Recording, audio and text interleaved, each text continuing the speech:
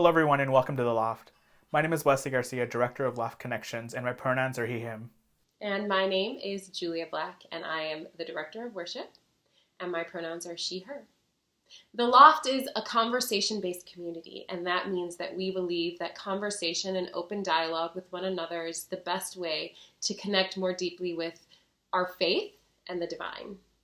We're also an inclusive and affirming community that welcomes all people from all walks of life, but we do it a special invitation to the LGBTQ plus community. You are welcome here, you are supported here, you are included here.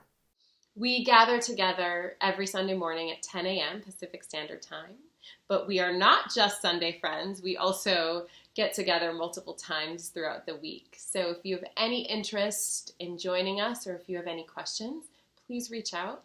We can be found at theloftla.org. Thanks for tuning in. Come be a part of the conversation.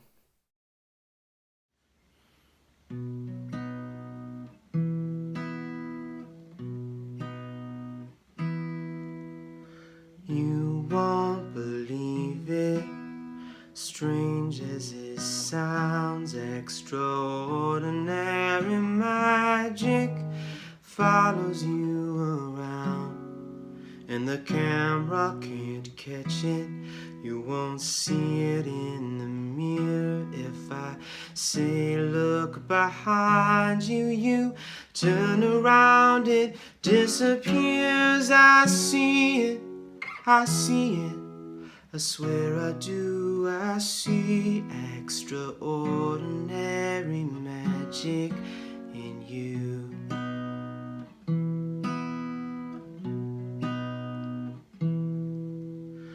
Out of thin air you appeared in my life, like a burst of technicolor in a world of black and white.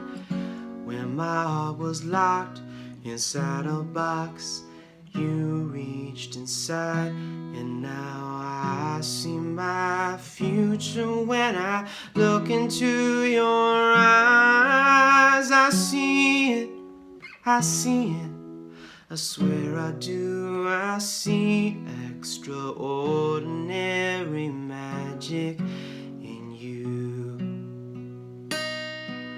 And I know that miracles happen. Who cares what they say?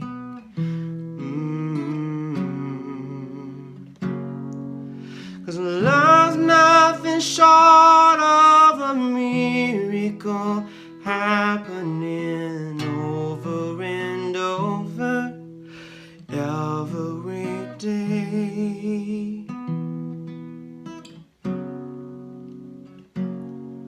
So I'll keep my eyes open, awed and amazed, and if you start to doubt it, I'll remind you of the million ways I see it, I see it, I swear I do.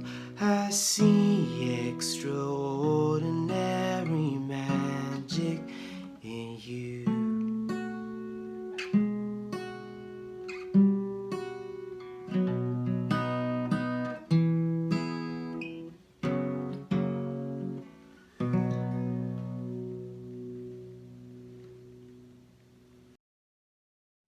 I'm glad to be back in conversation with you today, Terence. And on this Sunday after Easter, I have an amazing story I want to share with you from a little vacation that we got to take over our spring break.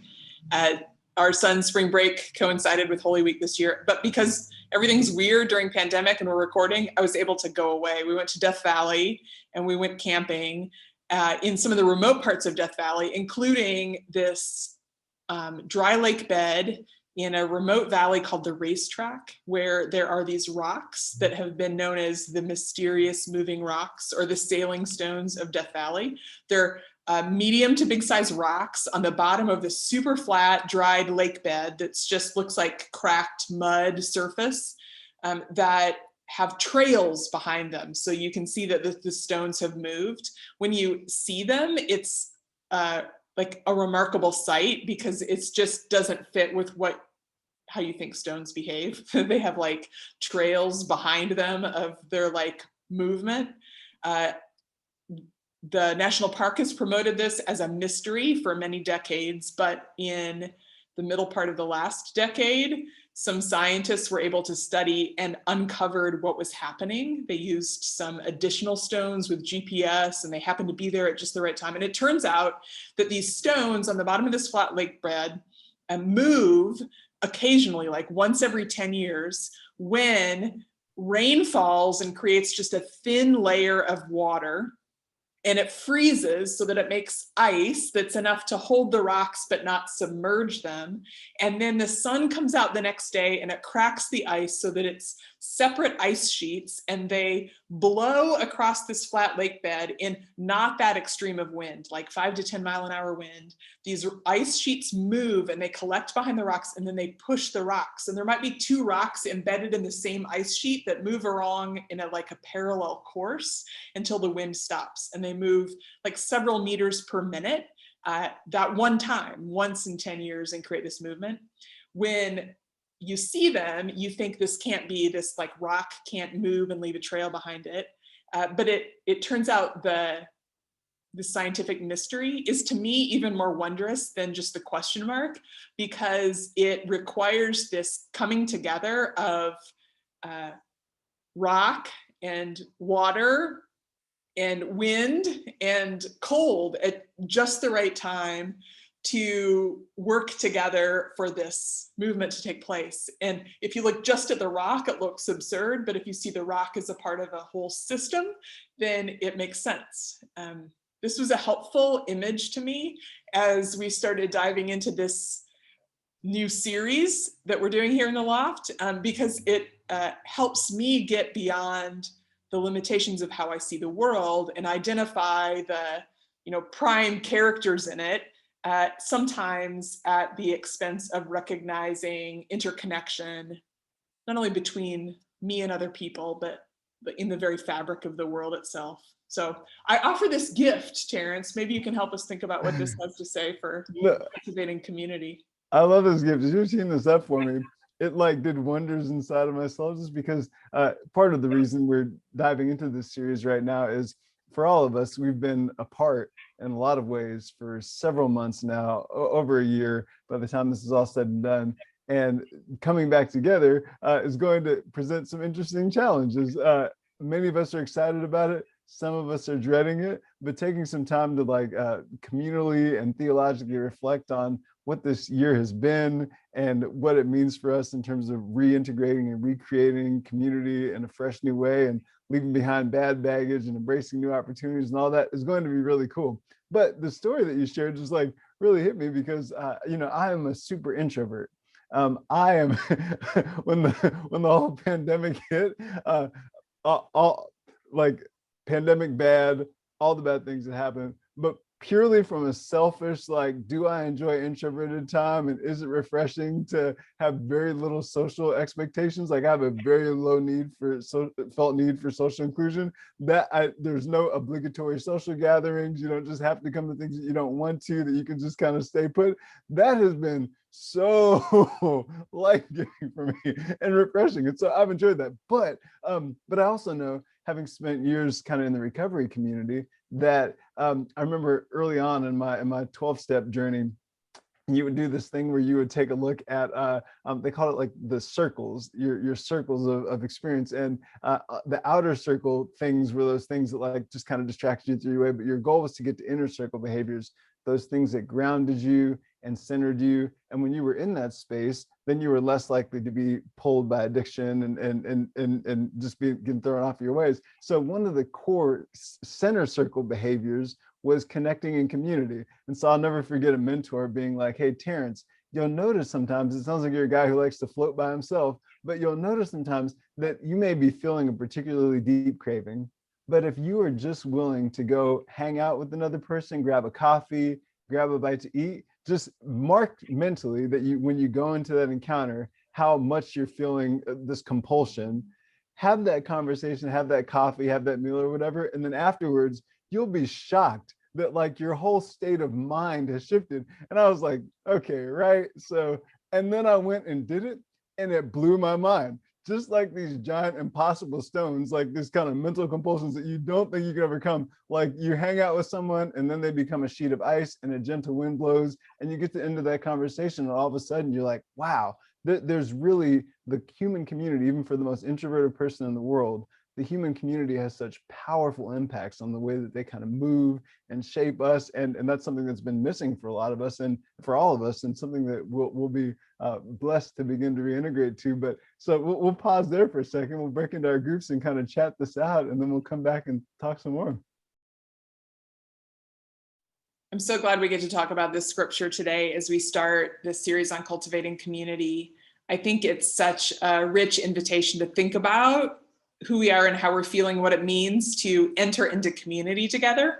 This story of Cornelius and Peter is at a moment in the life of the early church when the Jewish disciples of Jesus, who was Jewish, are bringing this good news of the gospel to an increasingly diverse community. And that's requiring crossing boundaries that had been assumed boundaries of like righteousness and safety and practicality.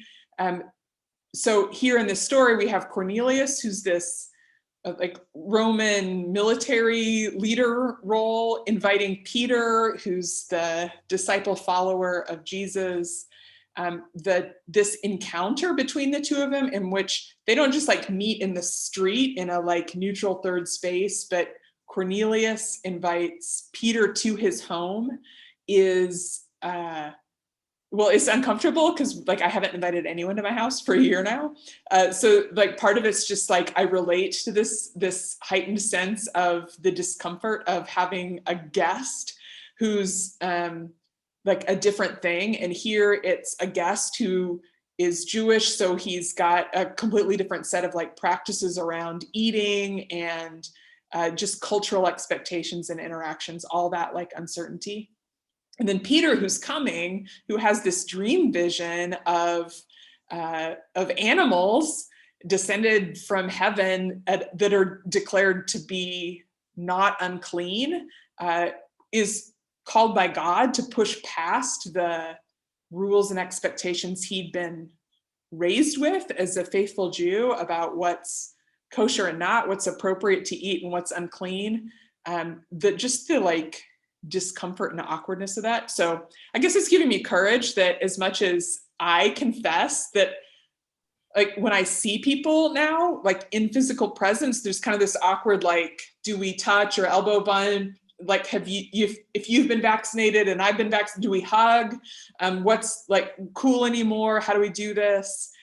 All those rules feel like they're up for grabs. And so I have this sympathy, like I can manage this, because Peter and Cornelius handled like being in the same household together and handled this breaking down of like boundaries, the discomfort of coming together to be the community, to be the church in a moment where that required crossing boundaries of like comfort and tradition and righteousness and all that.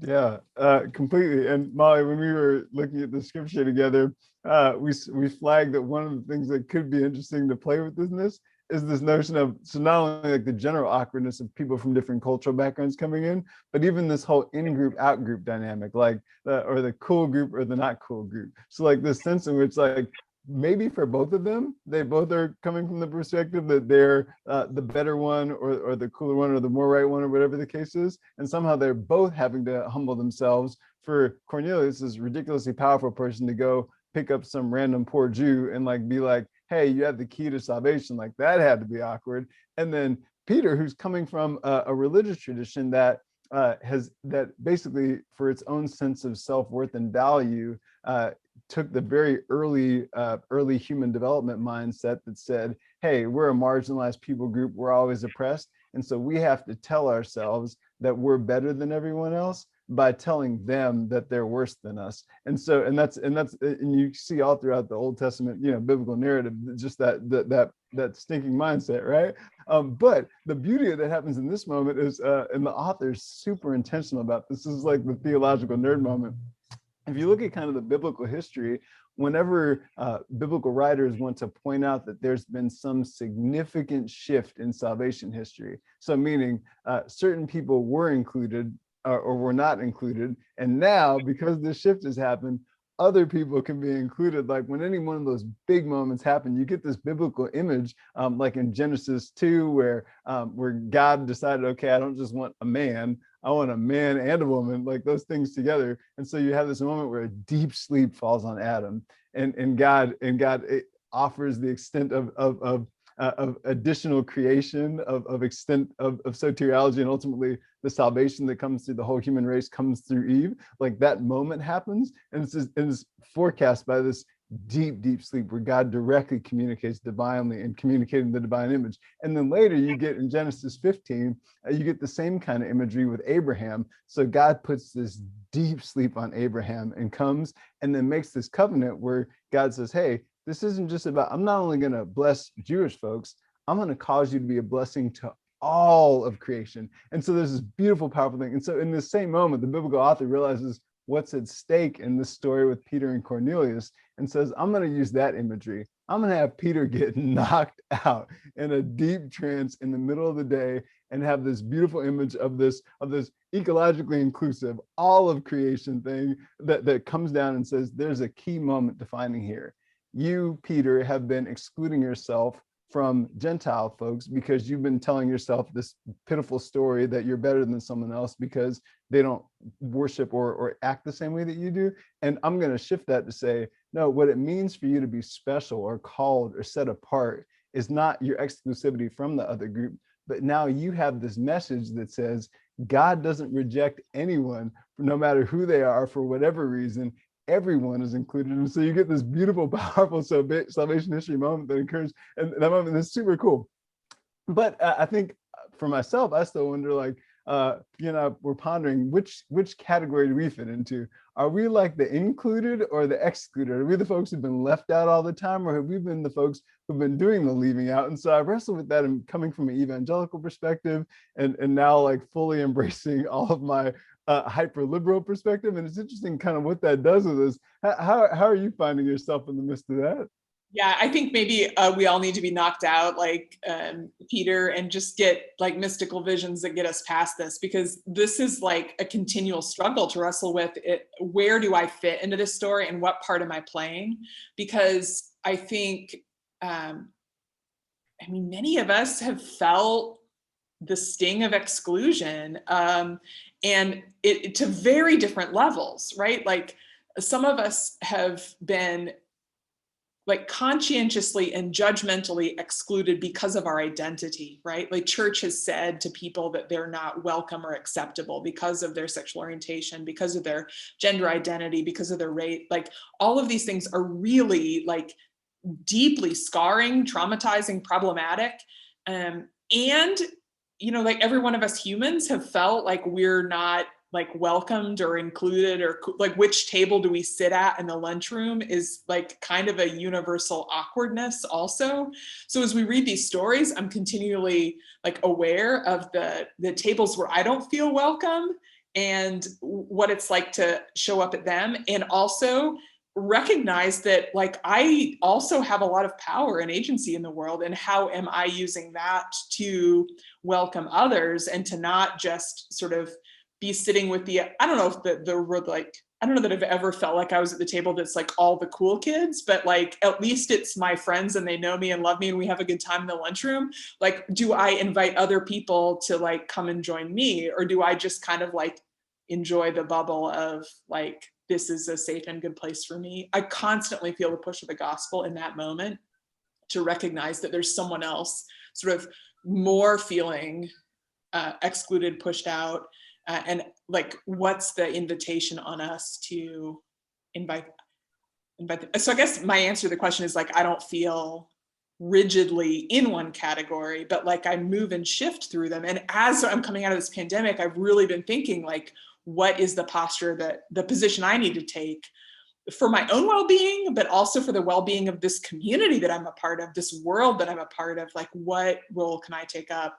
How can I do, help make a lunchroom where like I'm just going to keep running with this lunch imagery. I suddenly like traumatized and in middle school again.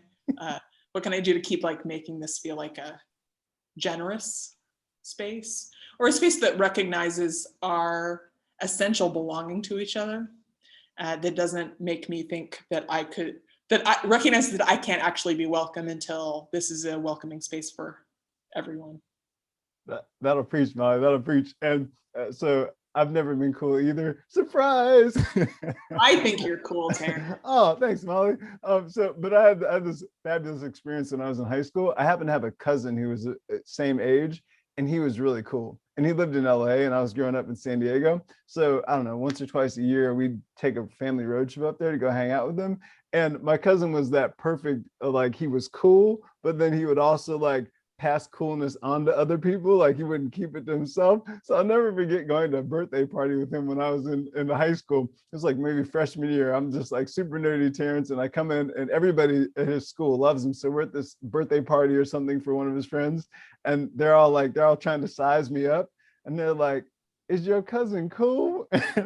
And not so many words. He's like, "Yeah, he's the coolest thing ever." And he starts listing off all this stuff that would give me street cred, half of which wasn't even true.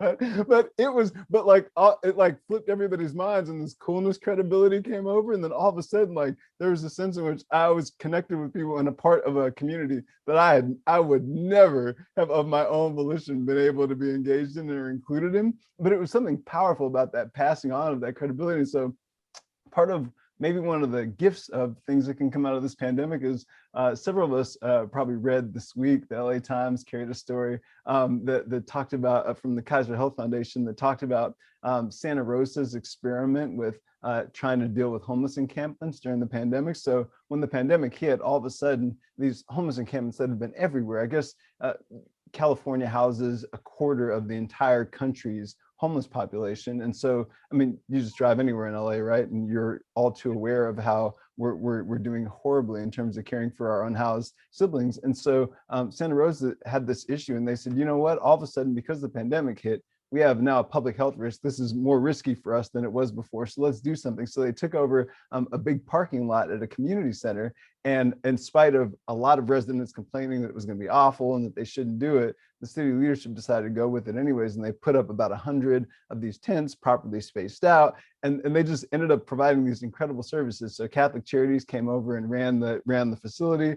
They had kind of regular security patrols, but there were never any issues in terms of violence or crime. And it was beautiful because they had like mobile health clinics and had people getting set up on Medicare. So they told the story of one woman who came in who had spent years on the streets after being in an abusive relationship. She came in within a few days, had gotten Medicaid, and so she was able to see a doctor that was able to help her recover from this terribly painful bladder infection that she had been receiving. And while she was there, she eventually got into supportive housing and got a job with Catholic Charities doing outreach work, and just this beautiful story of transformation that occurred because the city took seriously this opportunity to do this thing. And it was just this beautiful model. And the best part of it was, some of the best part was the community, who were at first angry and upset and say, we're never going back to that community center, ended up embracing it, and it ended up going really well. And so at the end of it, they were like, hey, we want to keep this thing going. And now Santa Rosa is piloting a number of additional of these sites. But it was just this wonderful thing. And I remember being early in ministry in Houston and wanting to bridge the gap between like a really established, wealthy church and the homeless population, and trying to see if there's a way to bridge those two gaps. And so I've shared before that we started doing these midweek trips to go out and just kind of walk the streets and hang out with homeless folk.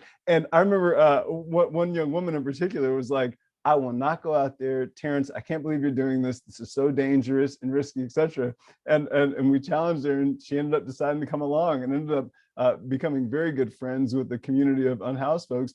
And ultimately they ended up selling birthdays together and like all these things. And it was just this beautiful picture of community where, and just like this passage is calling to, and hopefully as we look at kind of what COVID, these small blessings or gifts that have come in the midst of the storm, invite us into a new way, so that when we return to community, to say, not just what does it look like inside of the loft or inside of our brighter church community, but what does it look like for us to think about re-engaging the world and take this as a reset moment to really be engaged in community. So loft, let's break up into groups and chat about this some more. Josh Lopez Reyes here, he, him, his. Thanks again for being with us today. If you would like to stay connected with the events happening in the community, or perhaps one of our groups that is currently meeting online throughout the week, please visit theloftla.org. And please support this work. If you found it helpful, please share it with others who might find it to be a blessing. Another way that you can support, if you're able to, is by giving online, and you can also do so by checking out the giving tab on the website. So as we leave this space today, may you dare to be brave, may you know that you belong, and may you remember that you are loved. Peace.